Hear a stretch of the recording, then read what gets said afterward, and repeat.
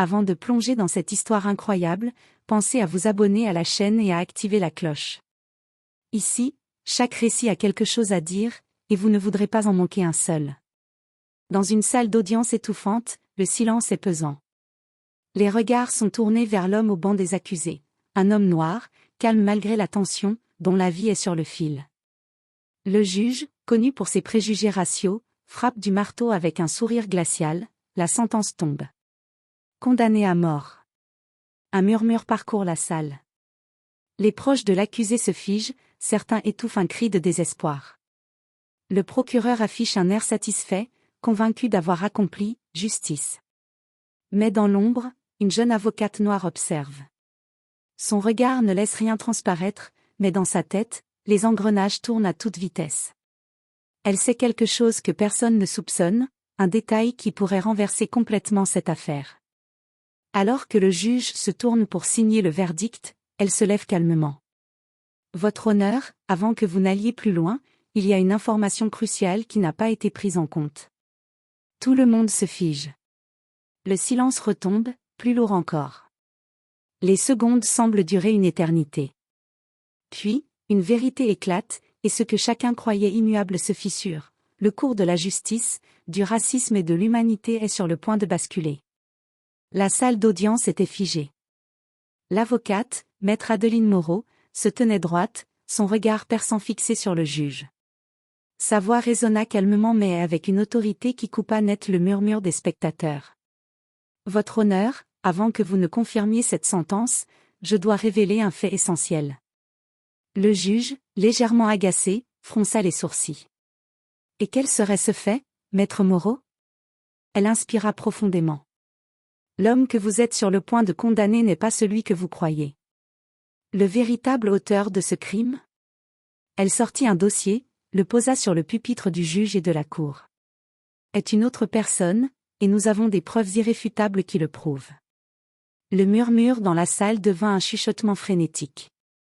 Les témoins se tournèrent, les avocats du procureur blêmirent. Le juge, pris de court, regarda le dossier. Ses yeux s'écarquillèrent. Maître Moreau continua, plus important encore, votre honneur, mon client n'a jamais été impliqué dans cette affaire. L'enquête a été biaisée dès le départ. Et je tiens à préciser, toutes les pièces présentées au tribunal étaient basées sur des présomptions et des stéréotypes raciaux. Un silence total s'installa. Même le procureur resta bouche bée. Le juge, incapable de dissimuler sa surprise et sa frustration, tenta de protester, mais, ce n'est pas possible. Adeline leva un doigt, ferme, c'est possible, votre honneur, et c'est la vérité. Nous avons ici des preuves ADN, des enregistrements vidéo et des témoignages qui disculpent totalement mon client. L'accusé, jusqu'alors impassible, sentit un poids immense se lever de ses épaules. Ses mains tremblaient légèrement tandis qu'il regardait l'avocate avec reconnaissance. Maître Moreau termina, avec une force tranquille qui fit taire tous les jugements, je demande l'annulation immédiate de cette condamnation et la libération de mon client. Justice ne peut pas être aveugle aux faits et aux preuves. Le juge, rouge de colère et d'embarras, était désormais face à un dilemme impossible, admettre son erreur publique ou insister sur une condamnation fondée sur des préjugés. La salle d'audience retint son souffle. Le verdict semblait sur le point de changer, et pour la première fois, l'idée que la justice puisse réellement triompher sur le racisme planait dans l'air. Le silence dans la salle d'audience était presque assourdissant. Le juge, visiblement déstabilisé, fit quelques pas hésitants derrière son pupitre. Ses doigts tambourinaient nerveusement sur le bois, signe de sa colère et de son embarras. Très bien. Balbutia-t-il, sa voix tremblante. Nous allons examiner ces preuves. Le murmure de soulagement dans la salle se fit entendre. L'accusé, encore sous le choc, sentit son cœur battre à toute vitesse. Son regard croisa celui de maître Moreau. Elle lui fit un léger signe de tête, plein de confiance. Reste calme. Maître Moreau ouvrit le dossier qu'elle avait déposé sur le pupitre. Elle montra d'abord l'enregistrement vidéo, une caméra de surveillance clairement datée, qui montrait le vrai criminel en train de commettre le crime. L'homme noir, accusé à tort, n'apparaissait nulle part. Ensuite, elle présenta les preuves ADN, parfaitement concordante avec celle du véritable coupable. Les murmures dans la salle se transformèrent en chuchotements de stupeur. Le procureur tenta de protester, mais Maître Moreau l'interrompit. Ces preuves ne laissent aucune place au doute. Mon client est innocent. Et il est temps que la justice reconnaisse la vérité. Le juge, rouge de colère, frappa son marteau sur le bureau. Silence. Mais il était trop tard. L'atmosphère avait changé. Les témoins se penchaient pour mieux voir, les jurés échangèrent des regards inquiets. Même le procureur, d'ordinaire impassible, semblait secoué. Maître Moreau, sentant l'avantage, continua avec calme et fermeté, « Votre honneur, le système judiciaire doit protéger les innocents, pas les condamner à tort à cause de préjugés. Je demande formellement l'annulation de cette sentence et la libération immédiate de mon client. » Le juge, hésitant, tourna lentement les pages du dossier. La vérité était incontestable. Il savait qu'aucune excuse ne pourrait justifier sa précédente décision. Sa main trembla lorsqu'il reprit son marteau. Par la présente, commença-t-il, la voix étranglée, la condamnation est annulée. L'accusé est libre. Un soupir collectif de soulagement traversa la salle. L'homme noir tomba à genoux, les larmes aux yeux, incapable de contenir son émotion.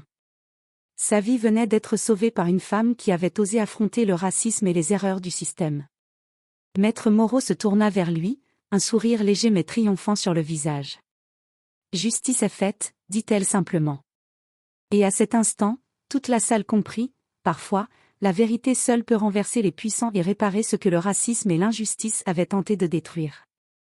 À peine l'homme noir avait-il quitté la salle d'audience, libre, que les caméras de presse commencèrent à crépiter.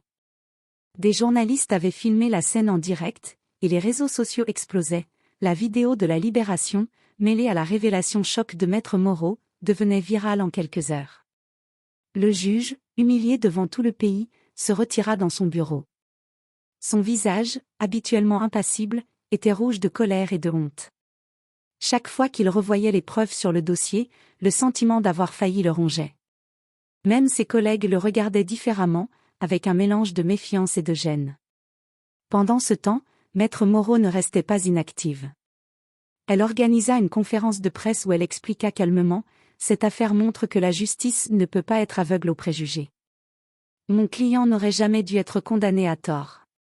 Aujourd'hui, la vérité a triomphé. » L'homme libéré, encore sous le choc, apparut à ses côtés. Il leva la main, ému, et s'adressa aux caméras. « Je remercie Maître Moreau et toutes les personnes qui ont cru en moi. Mais je n'oublierai jamais combien près j'ai été de perdre ma vie, simplement à cause de ma couleur de peau. » Les réactions ne se firent pas attendre, les associations de défense des droits civiques saisirent l'occasion pour dénoncer les discriminations systémiques, et le procureur, embarrassé, dut reconnaître publiquement que l'accusation avait été basée sur des biais flagrants. Dans son bureau, le juge sentit le monde s'effondrer autour de lui. Sa carrière, désormais, était ternie par cette humiliation publique.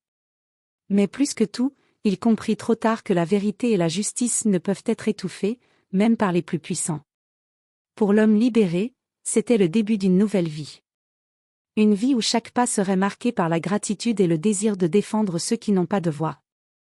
Et pour Maître Moreau, c'était un triomphe, la preuve qu'une seule personne déterminée pouvait changer le destin de quelqu'un, même face à un juge raciste et un système défaillant. Mais alors qu'il quittait la salle, un journaliste murmura à l'oreille de l'homme, « Vous n'imaginez pas ce que les réseaux vont révéler ensuite. » Une tempête médiatique était en marche, et l'histoire ne faisait que commencer. Les jours qui suivirent la libération de l'homme noir furent un tourbillon médiatique. Les réseaux sociaux étaient inondés de vidéos, de témoignages et de discussions sur l'injustice qu'il avait subie. Chaque publication qui racontait comment Maître Moreau avait découvert la vérité était partagée des millions de fois. Pendant ce temps, le juge, isolé dans son bureau, voyait sa réputation s'effondrer. Ses décisions passées furent remises en question, et plusieurs affaires qu'il avait traitées furent réexaminées à la lumière de ses préjugés. La pression monta à un point insoutenable. Il comprit que ce n'était plus seulement une question de carrière, sa crédibilité, son autorité, et son honneur étaient désormais en jeu. Mais la vraie surprise arriva lorsqu'un des témoins clés, initialement silencieux par peur, se manifesta publiquement. Dans une interview diffusée sur toutes les chaînes, il révéla que le juge avait tenté de manipuler la procédure et de cacher certaines preuves. Cette confession fit l'effet d'une bombe, le scandale devint national. L'homme libéré, désormais protégé par les médias et les associations de droits civiques, décida de prendre la parole lors d'une conférence publique. La salle était pleine à craquer. D'une voix forte mais calme, il déclara : « Aujourd'hui, je suis libre. Mais cette liberté n'est pas seulement la mienne. Elle appartient à tous ceux qui subissent l'injustice, qui sont jugés sur leur apparence plutôt que sur les faits. Ce que nous avons vu ici n'est pas un simple cas isolé, c'est un rappel brutal que le courage et la vérité peuvent changer le destin. » Maître Moreau, à ses côtés, sourit légèrement. Elle savait que ce combat avait été difficile, mais la justice venait de gagner, et de manière éclatante. Les applaudissements remplirent la salle, mêlant joie et émotion. Et dans un dernier rebondissement, alors que le juge devait faire face à une enquête officielle et à une possible destitution, l'homme libéré fit un geste inattendu, il demanda qu'aucune vengeance ne soit prise contre lui. « La justice ne se venge pas, dit-il, elle répare. » C'était un message clair pour le monde entier, le racisme, l'injustice et la peur ne pouvaient pas triompher lorsque la vérité et le courage se levaient. Et ainsi, ce qui avait commencé comme un procès sombre et injuste se transforma en un symbole de justice, d'espoir et de résilience. Le rideau tomba sur cette affaire, mais son écho continuerait de résonner, rappelant à tous que parfois, une seule personne peut changer le cours de l'histoire.